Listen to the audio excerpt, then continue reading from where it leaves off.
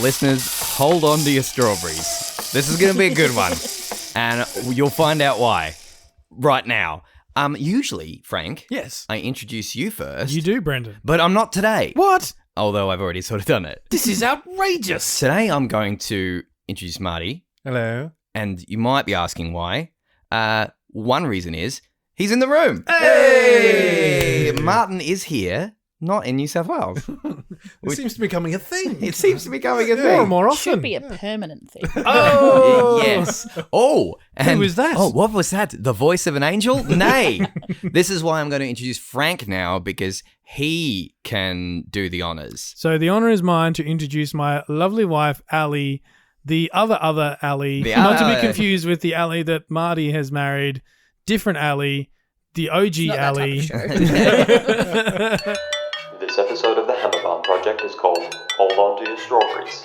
Welcome back! Yay! Because we've had you on, we had the pleasure of having you on once before for our Quiet Game episode. Yes. Yes. Yeah. And, God, what a barrel of fun. You just brighten up the room there, young lady. I just figured it was such a long way for me to come. So I thought that I would come 5 meters from the couch Yeah. and join you guys Yeah. over there instead. Yeah. What is all this noise about? I was going to say, you're here because we forgot to lock the door this time. Yeah. I'm like, oh, thanks so much for coming along, but really, like, it's like literally your house. I should be thanking you for letting me in it. Oh, but should we say what we're doing?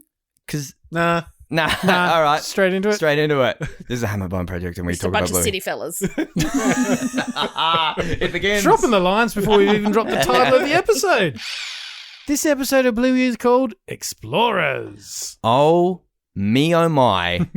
This is something else. When all the season 3 episodes have just been We were scrolling through them and just going, that's a banger, that's a banger. banger. I'm just like, where does it stop? This might be my favorite episode of the show. Wow. The whole show. It might be. Wow. Just saying. That's my favourite character. It does. We'll get to that. We'll get to that. But first, Frank, what are we usually doing around this time? I think, let's just establish that we are in Season 3 in the middle of the first drop. So Season 3, Episode 15, Explorers. Marty, would you care to give us the bare bones of this episode, please? Okay, well, maybe Brendan, you can help me out with some editing love later on. Maybe what you can do is give me a little bit of background ocean noise. Okay, a I little can bit of- do. It's a little bit special of- episode. We've got a so special maybe guest. like some wind. your some- bare bones some- could be special. Maybe some wind, some rain sounds, some splashing ocean.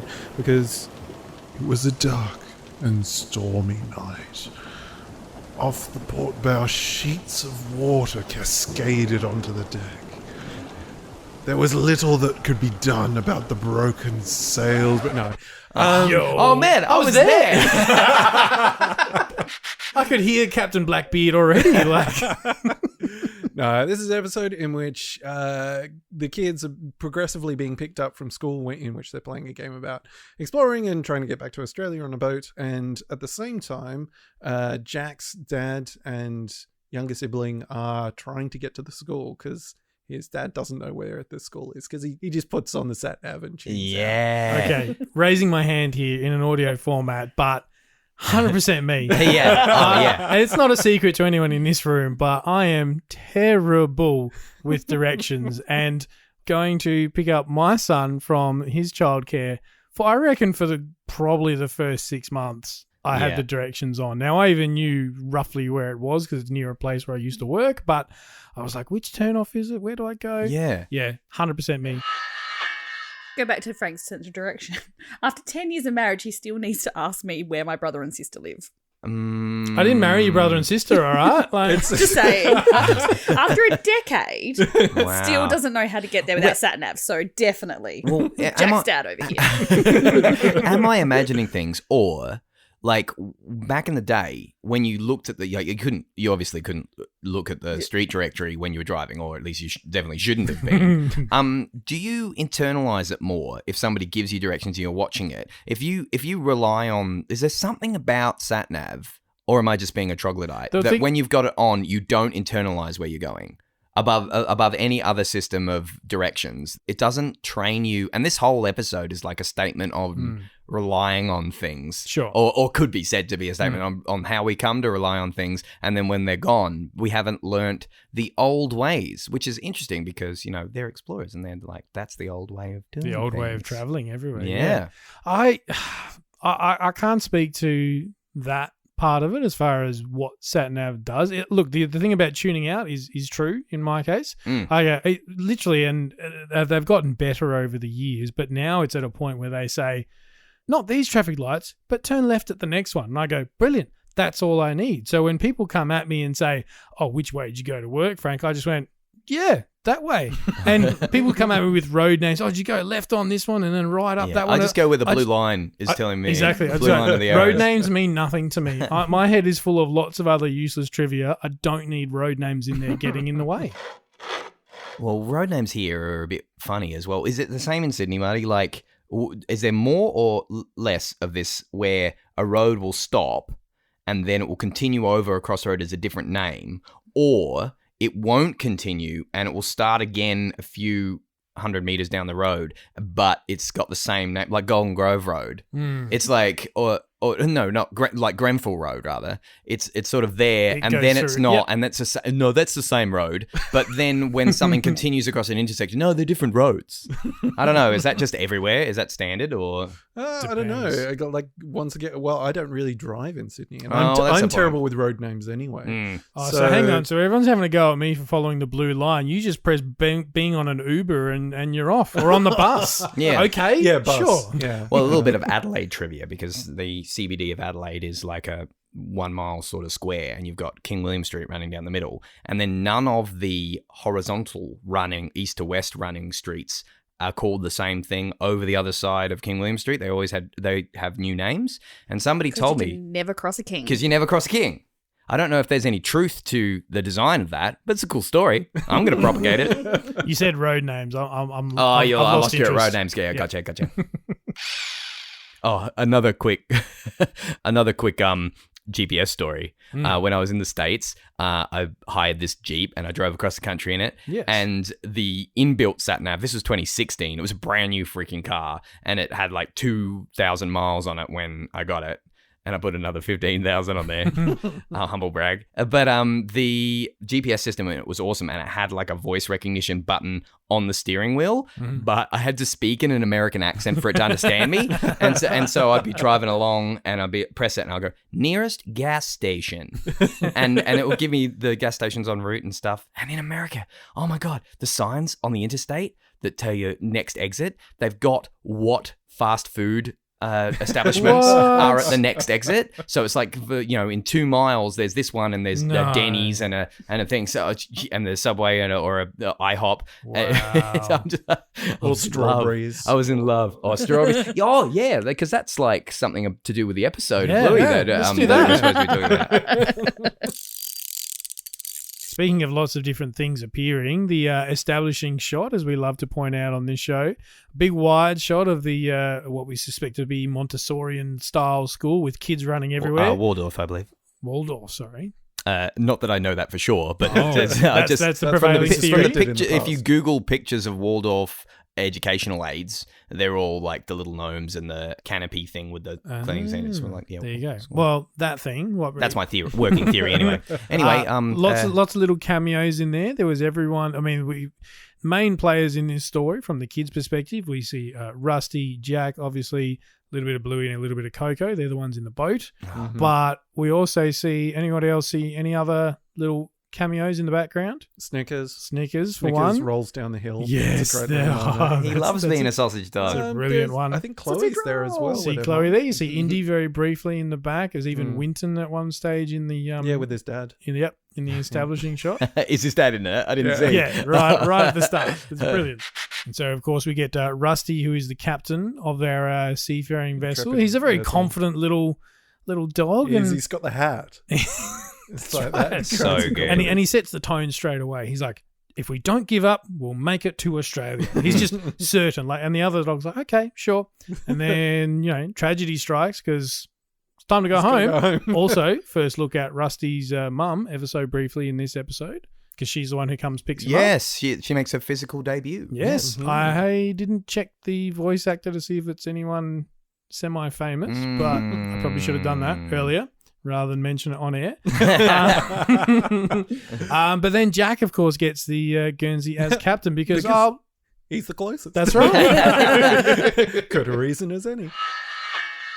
Do you reckon that the hat that Rusty's got, Yeah, do you reckon that's a shout out to like Douglas Mawson? I think so. Yeah. He used to be on the 100, remember? Yeah. But now it's John Monash and Dame Nellie Melba. He got the bump, and I didn't see why. I looked up. What's the 100? Maybe it was the hat. Maybe it was the hat. Yeah, fashions change. Yeah, exactly. Sorry, you got to keep up. And since he's been dead for a while now, he's not going to be able to. Sorry, Mawson. But no. Ali and I are looking at each other going, what's the 100? All right, let these guys talk about hats for like 5 I'm more thinking of a minutes. CW show. Yeah, the $100 that, like, note. $100 note. Oh. Yeah, Douglas Mawson used to Isn't be on there it. a He was show the- that Hamish Blake is on called The 100, where they have 100 random people? I know that there's a show with Hamish Blake on it.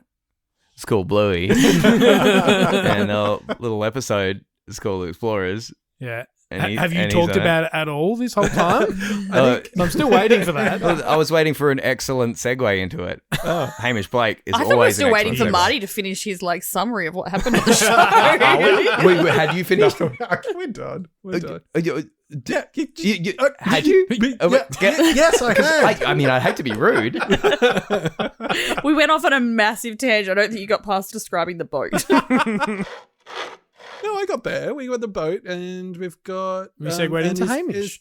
Hamish is going to pick up his son. Because Actually, he just doesn't Ali know. being better at remembering directions than Frank. Let's plumb that well a little bit more. Do you reckon you like how do you, Ali? How do you internalize directions? Do you like use GPS a lot? Do you prefer not to? Because sometimes I like to turn it off and go my own way. Well, I like to use it in Frank's new car because it comes up on the little CarPlay screen, so it's kind of fun. So that's that novelty effect. Yeah. In my car, it's only if I don't know where I'm going. Although I admit, sometimes if Jack's in the back seat and I'm not quite sure, I'm sort of paying attention to him. I sort of have to go, where am I going? But in the days before GPS and CarPlay and all that, how does it work in your brain? Do you know the names? Do you just go, you visualize the landmarks and go left here, right at the servo type thing? Or I'm definitely not a directional person. I do not know where north, west, Which way or, you're facing or at a time. left or Yeah. right, really, Yes. most of the time. yeah, can confirm. I don't know if I know. I feel like I know, but I might always be wrong. I have to do the hands. I have to go L. Okay, that's a left. Dead set. So, Oh man, if only there were a way to do like hands, but know which way was east and west. I always look for the sun and then do never eat soggy Weetbix. Oh man, I had one of my friends had a shirt that said "Never eat soggy Weetbix" on it, like it had a compass rose and it had "Never eat soggy." It's universal. I'm much better with directions. Like I just know where stuff is. If I've been there before, I generally know how to get back there. I was garbage until I started driving. Like you've got no idea when you're a passenger all the time. Like I That's got my okay. license quite late, which is weird because I love driving, which I'll get into later when we're talking about four-wheel driving and versus all-wheel driving. If I keep talking like this, maybe we'll never get there. But I just had no idea. Like people would say these road names, and now I really take joy in knowing my way around and being able to talk routes with people. But it was just something I discovered quite late in my life. No, At but the ripe old age of 24, I got my Yeah, I used to drive. I know. I'm very well aware, Brendan. I drove you home for many a year, and I said to you, I was like, when you get your license, when you least expect it, I'm going to call in that favor, and you will pick me up from the other side of the country. And you went, okay. Oh my God, we're not talking about this episode very much, but Ali, you know the story of how legendary your husband is for like, the first time I was with my first girlfriend and I really upset her one night. Yes. And you were at a LAN party. You were having a great That's time. right, I that's ring this right. guy up Yep. at A what, LAN 3 o'clock in the party. Yeah, morning? that doesn't date it at all, does it? LAN party. So kids, a LAN party. All the kids on Yeah. Fortnite are like, what? Yeah, so you had to get to. Why didn't you just hook up to the? No. You physically plugged the computers together. It was fun. Yeah, that's what we did. And he was having a great time. And I rang him up because I This was. is what concerns me. My husband was having a great time at a LAN party. Yeah. You know your husband by now. But you came and you left there, and at like 4 a.m, he came round went out and sat and just Gave him a bit of a You've pep got a talk. good one, Ellie. Just not good at directions. I did have to ask him how to get. All right, sorry. I'm just really excited that Ellie's here and I'm just derailing everything. And More than usual. I'm just waiting for us to get to Maynard. When are we going to do that? Oh, This man. is why, like, generally when we have a guest on, that they try to pick an episode that speaks to them. Let's cut right to it. You know, Jack's dad is lost. His GPS has failed. He's trying to find his son. And then we come across your old mate, Maynard. What is it about Maynard? I just like, because I wasn't sure whether I should do Granddad or this episode because I just love Maynard. Yeah, Maynard's the best. Just every now and then I'll just say to Frank, is it aliens? It's just like when he was talking, like, and obviously, you know, there's other bits before he gets to Maynard, but with Maynard and he's there and he's like, how the phone people just get ringing it? And to me, that is my life at the moment. I had a phone. Yeah. I keep putting my phone on Do Not Disturb during the day because I'll be getting all these crank calls and everything and let them on some scammer thing. But then I keep missing calls, like when I was asking for quotes for people to do stuff around the house, and I keep missing those calls because I keep blocking everyone. I'm like, why would anyone have a phone? Voiced by Sean Chulborough, I believe, the Indigenous comedian. Yes. He's really funny too. I looked up some of his stuff. He's on Play School a fair bit as well. Oh, right. I think. Is that right? He's a guest presenter on Play School sometimes? He could be. I'll cut it out if I'm wrong. Hey, speaking of cutting things out, Yeah. did anyone notice what Maynard was whittling when they rock up at the server? Oh, that's a good question. No. He's whittling the long dog. Oh, I think I knew it was a dog, but I didn't put 3 and 3 together that it was a long. Oh, that's brilliant. There it is. There's your long dog for the episode. So good. You know, he's got some of the best lines. You're right, Ali. And you said it before, like, it's gonna like, cost you. and you how really, much? you really worry at this time. Like, Maynard, you're really going to take this guy to the cleaners just because he's in a. You really saw him coming. But what is the line? One of those strawberries. But then, as the old dog that he is, he susses him out really quickly. He's like, "Oh yeah, you could go the shortcut, but leaves it hanging." What? No, go on. He's like, "You look like a city fella." Oh man, Jack's Doesn't dad. like the car to get dirty. Lulu is second best in the episode. Yeah. If it wasn't for Maynard, Lulu's just in the Lulu's a background. mood. Going, Yeah. Just Lulu keep asks all the dobbing him great in. questions. Where even right at the start, she sets up the kangaroos moment. Where she's like, Dad, why are there signs for kangaroos, but we never see any? Oh, I don't know, Lulu. The moment that makes you both sort of laugh and sort of inwardly go, oh, at the same time, the 4-wheel drive moment, which I'll let Brenny have his moment in the sun. Okay. So, folks, How many wheels do we have, Dad? 4. Lulu, hold on to your strawberries. So good. Because it's but just I think like... it's the bit before that, though, right? It's Yeah. like, is this a 4-wheel drive? Yeah, An all-wheel drive. I think I watched it today, and he goes, oh, it says 4-wheel drives only. And I think Lulu says, is this a 4-wheel drives? Yeah. And he replies with, No, it's an all-wheel drives. Oh, and As then- a person who's and then- taken my car on the beach once, does that count as off-road? So I really felt that line. potentially embarrassing. Is there any difference between a 4-wheel drive and an all-wheel drive? All-wheel drive is like full-time 4-wheel drive, and what it does is Brennan says words to make it sound like he hopes that if the more he goes, the more that people will just tune out and then assume that he said something that he knows about. All-wheel drive is Well, actually I'm- off-road. All-wheel drive just means that you've got a It's big one of car them for the city fellas. Yeah, okay. I have to say what Brendan said made more sense for Mhm, me. mhm. It's, and that made me feel embarrassed, Brendan. What you said and the knowledge and awareness you showed of like cars. So stuff like clear that. and easy to understand, isn't Yeah. it? That's me.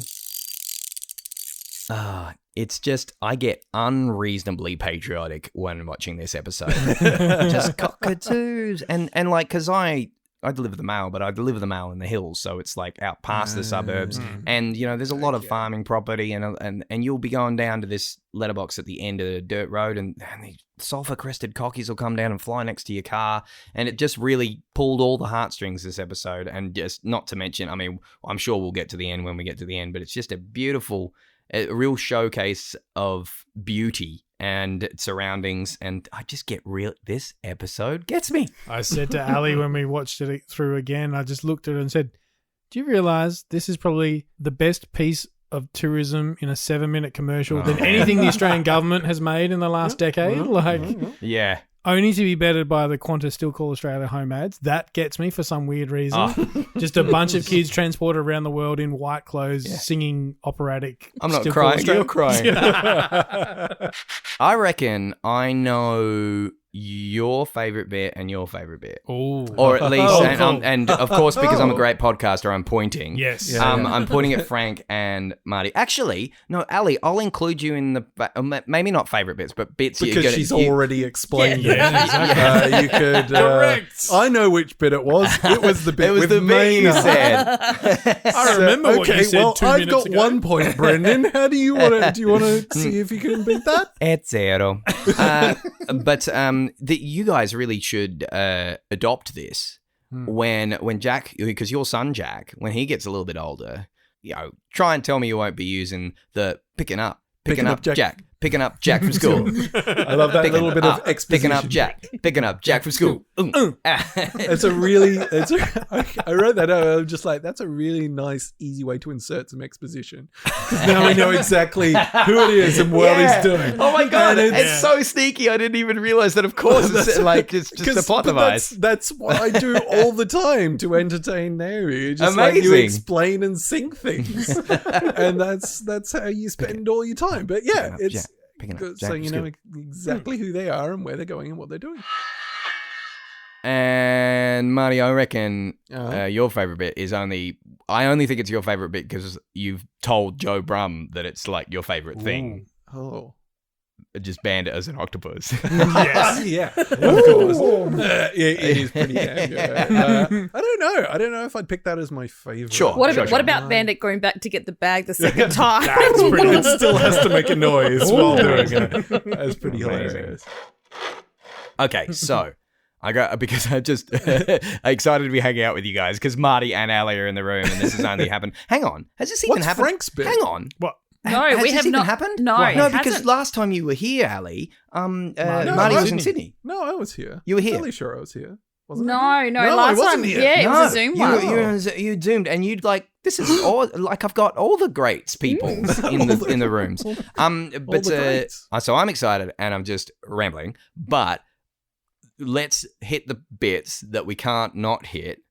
Rusty's a legend. Yep. He's just awesome. And Jack, amazing. He just doesn't know what to do when he's. I guess you could do something with the sails. It's not bad instructions, Yeah, obviously. yeah. Good. He's kind of been thrown under the bus. What do I just do what Rusty said earlier. Yeah. And Coco's exit is excellent. Boom! Oh no, he hit some coral.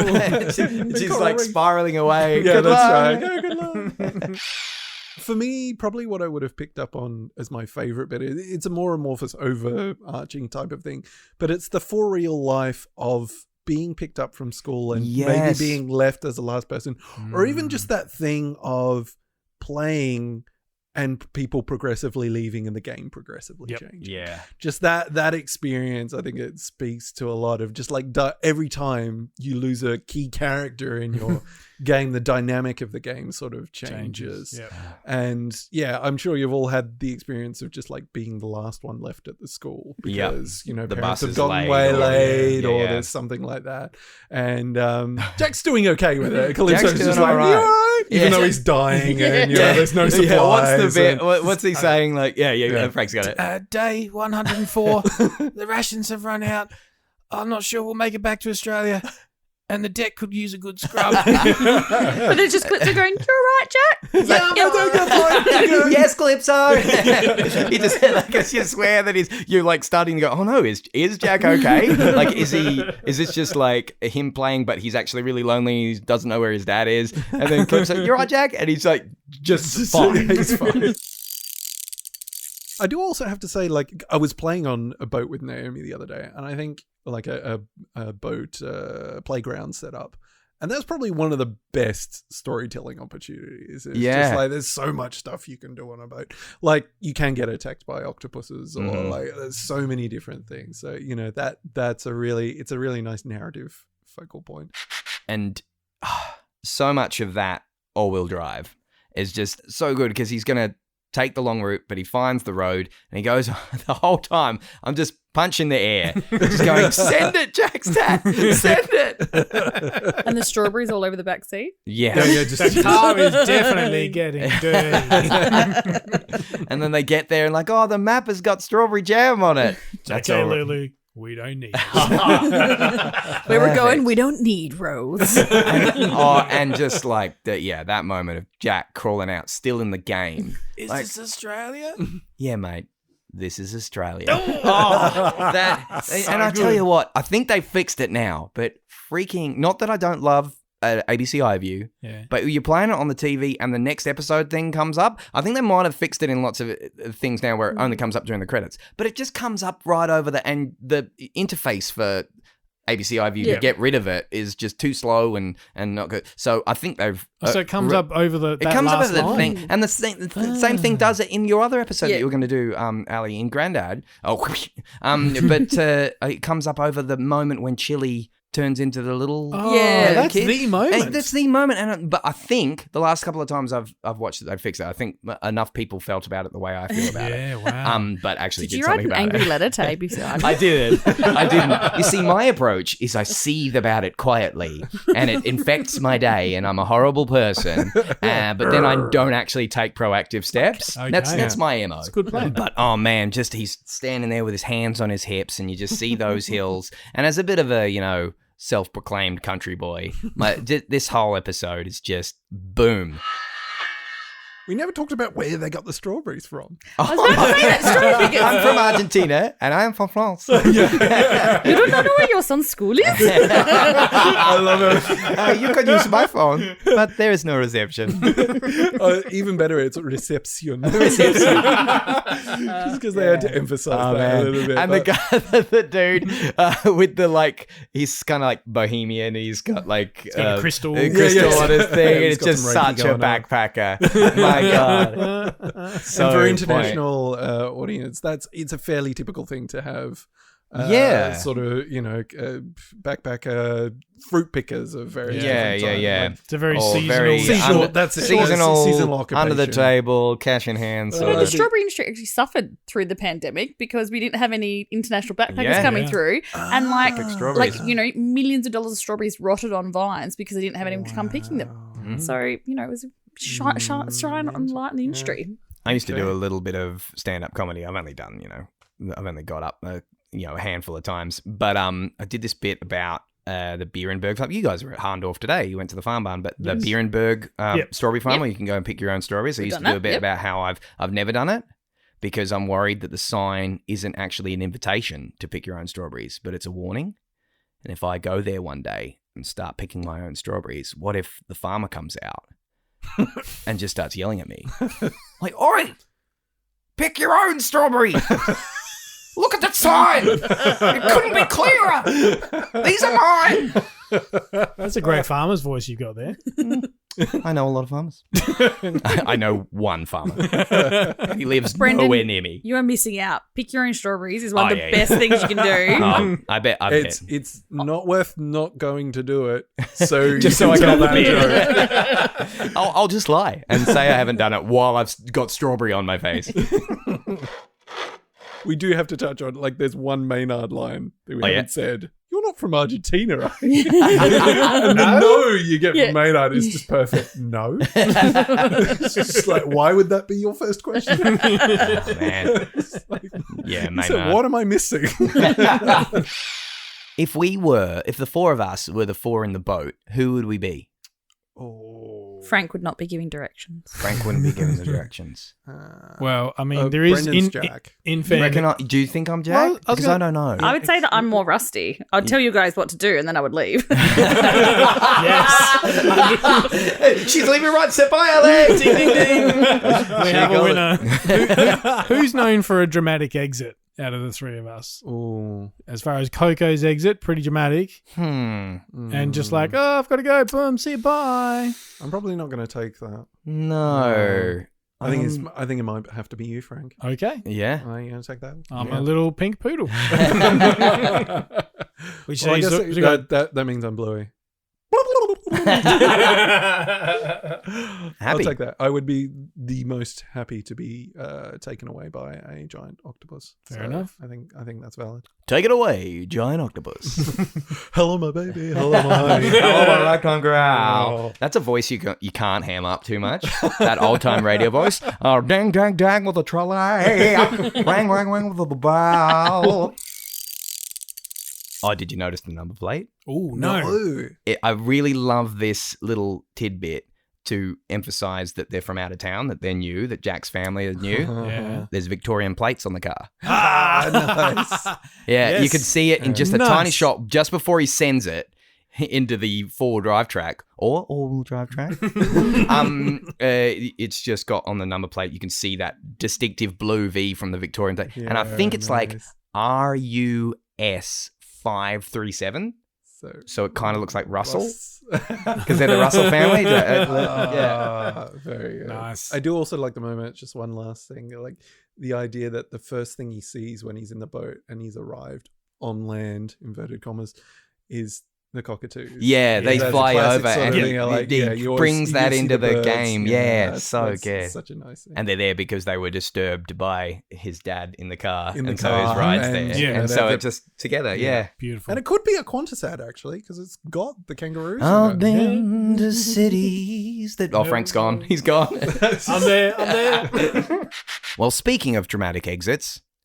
Well, no, it doesn't really work in a podcast because nobody can see you leave. But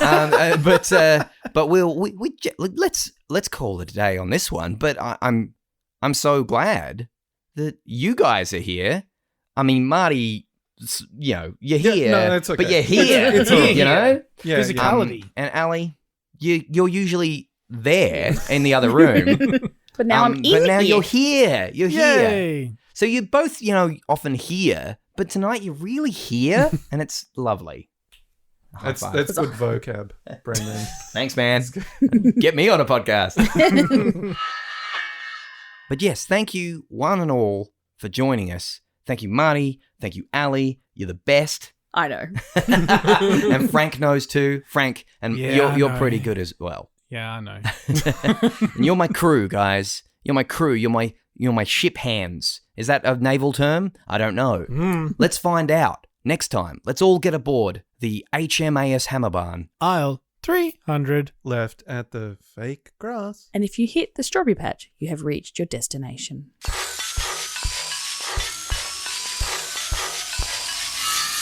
Created and produced by Frank, Brendan and Marty. You can follow the Hammerbarn Project on facebook.com/HammerbarnProj, at HammerbarnProj on Twitter, or Hammerbarn_project on Instagram. Theme featuring Nibblings, Kaylee, Jade, Ashley and Reese, and PA announcements by brother-in-law, me, Josh. Thanks for listening, and remember to get down to Hammerbarn for cheap shovels.